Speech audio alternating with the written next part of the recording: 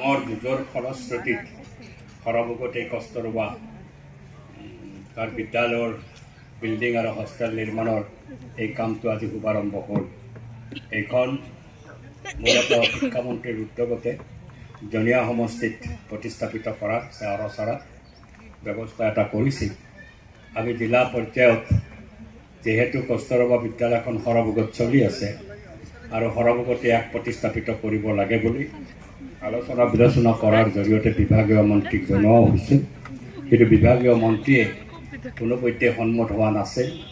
আমাৰ যিজন ঠিকাদাৰ দীপক দাস তেওঁ যথেষ্ট দৌৰাদৌৰি কৰাত আমি সৰভোগৰ সকলো দল সংগঠনে বিচাৰিছিলোঁ যে সৰভোগতে কস্তৰবাৰ এই বিদ্যালয়ৰ স্থায়ী গৃহ নিৰ্মিত হওক, আৰু সেই মৰ্মে আমাৰ সাংসদ ফণীভূষণ চৌধুৰীক জনোৱা হৈছিল আৰু ফণীভূষণ চৌধুৰীৰ সৌজন্যতাত বা মধ্যস্থতাত মুখ্যমন্ত্ৰীৰ দৃষ্টিগোচৰ কৰা হৈছিল। ময়ো মুখ্যমন্ত্ৰীৰ দৃষ্টিগোচৰ কৰিছিলোঁ আৰু ফণীভূষণ চৌধুৰীয়ে মুখ্যমন্ত্ৰীক কথাটো জনোৱাত মুখ্যমন্ত্ৰীয়ে তাৎক্ষণিকভাৱে বিদ্যালয়খন সৰভোগত প্ৰতিস্থাপিত কৰাৰ কাৰণে নিৰ্দেশ জাৰি কৰিছিল আৰু সেই মৰ্মে এইখন বিদ্যালয় সৰভোগত স্থাপিত হৈছে। এইকাৰণে আমি বিচাৰিছিলোঁ যে সৰভোগত যিহেতু কস্তৰবা বিদ্যালয়খন পূৰ্বৰ পৰা চলি আছিল আৰু সৰভোগৰ যিটো পৰিৱেশ য'ত ছোৱালীসকল থাকে, কস্তৰবাত মূলতঃ ছোৱালীয়ে থাকে, ল'ৰা তাত এণ্ট্ৰি নাই, তেওঁলোকৰ বিদ্যালয়খন সৰভোগত এটা নিৰাপদ জেগাত এটা সুৰক্ষিত অৱস্থাৰ মাজত প্ৰতিস্থাপিত যদি হয় তেতিয়াহ'লে নিশ্চিতভাৱে আমিও নিশ্চিন্ত হৈ থাকোঁ।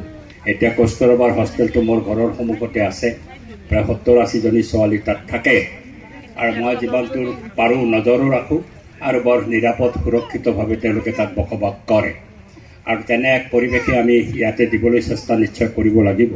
কিন্তু যিটো মই শুনিছোঁ বা এষ্টিমেট যিটো আছে, আমাৰ 100জনী ছোৱালীক ৰুমত একমডেট কৰাটো হয়তো ইয়াতে সম্ভৱ নহ'বও পাৰে, কাৰণ ডৰ্মিটৰীৰ ব্যৱস্থা কৰিছে। ডৰ্মিটৰীত থাকিলে পঢ়া শুনাৰ যথেষ্ট অসুবিধা হয়। তেতিয়াহ'লে আমি নিশ্চিতভাৱে বৰনগৰ গাৰ্লছৰ যিটো হোষ্টেল এতিয়া আমি ব্যৱহাৰ কৰি আছোঁ কস্তৰবাৰ, সেই হোষ্টেলটো নিশ্চয় ব্যৱহাৰ হ'ব আৰু ইয়াতো থাকিব, তাতেও থাকিব। তেনেধৰণে এইখন বিদ্যালয়ত ছাত্ৰীৰ সংখ্যাটো বাঢ়িব আৰু ছাত্ৰীৰ সংখ্যাটো যদি বাঢ়ে এইটো আমাৰ কাৰণে খুব সুখদায়ক হ'ব। আমাৰ ছোৱালী শিক্ষাৰ প্ৰতিষ্ঠানবিলাক লাহে লাহে নোহোৱা হৈছে। 2-4খন যি হাইস্কুল আছে এতিয়া এমালগেমেট হৈ গৈছে। ছাত্ৰীৰ সংখ্যা কমি যোৱাৰ ফলত প্ৰাইভেট স্কুলবিলাকত বেছি ভিৰ হৈছে, হোৱাৰ ফলত আমাৰ চৰকাৰী ছোৱালী বিদ্যালয় এতিয়া প্ৰায় নোহোৱা হৈছে। এখনেই আছে বৰনগৰ আমাৰ গাৰ্লছ হাইস্কুলখন, হায়াৰ ছেকেণ্ডেৰীখন, আৰু ইয়াতে কস্তৰবাখন চলিলে আমাৰ স্ত্ৰী শিক্ষাৰ ক্ষেত্ৰত আমি নিশ্চিতভাৱে সুযোগ সুবিধা পাম। মই আৰু বেছি কথা নকওঁ, খুব কম সময়ৰ ভিতৰত যাতে ঠিকাদাৰে কামটো সম্পূৰ্ণ কৰে সেই আবেদনটো মই ৰাখিছোঁ। আৰু মোৰ ফালৰ পৰা সাংসদ ফণীভূষণ চৌধুৰীৰ মই যথেষ্ট পৰিমাণে ধন্যবাদ যাচিছোঁ তেওঁক, কাৰণ তেওঁ এই কথাটো প্ৰয়োজনীয়তাটো অনুভৱ কৰি তেওঁ নিজৰ ক্ষমতাত হস্তক্ষেপ কৰিছে। পৰৱৰ্তী সময়ত হয়তো আমি এছেম্বলিত কোৱেশ্যন মোক অলপ আগতে সুধিছে ফণীভূষণ চৌধুৰী, বোলে এছেম্বলিত কোৱেশ্যনটো আহিব, বোলে আহিব। শিক্ষামন্ত্ৰী যেনেকৈ মোকাবিলা কৰে কৰিব, তাত আমাৰ কোনো বিশেষ নেগেটিভ আমাৰ ক'ব লগা নাই। কিন্তু আমি আমাৰ প্ৰতিষ্ঠানখন সৰভোগত আমি স্থাপন কৰিলোঁ।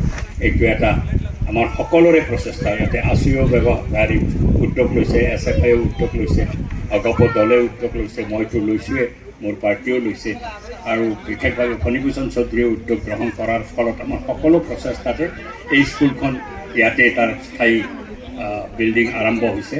এইটো আমাৰ কাৰণে সুখৰ খবৰ। মই সকলোকে ধন্যবাদ যাচিছোঁ মোৰ ফালৰ পৰা, আৰু ভৱিষ্যতেও যদি কিবা আকৌ প্ৰয়োজন হয় নিশ্চিতভাৱে আমি যৌথভাৱে কাম কাজ কৰিম। ফণিদা আছে, মই ফণিদা বুলিয়ে মাতোঁ, সাংসদ হ'লেও মাতোঁ, আগতেও মাতিছোঁ, মিনিষ্টাৰ থাকোঁতেও মাতিছোঁ, দাদা বুলিও মাতোঁ।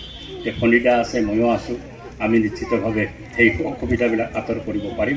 মই সকলোকে বহুত বহুত ধন্যবাদ দিছোঁ যে এটা প্ৰতিষ্ঠান প্ৰতিষ্ঠা কৰাৰ ক্ষেত্ৰত দলমত নিৰ্বিশেষে সকলোৱে যদি একমুখে লগা যায়, একমুখে চেষ্টা কৰা যায়, একেলগে চেষ্টা কৰা যায়, এই যে সাফল্যমণ্ডিত হয়, এইটো কস্তৰবা এই স্কুলখনৰ এই স্থায়ী বিদ্যালয়খন স্থাপন কৰাৰ ক্ষেত্ৰতে আমি দেখা পালোঁ।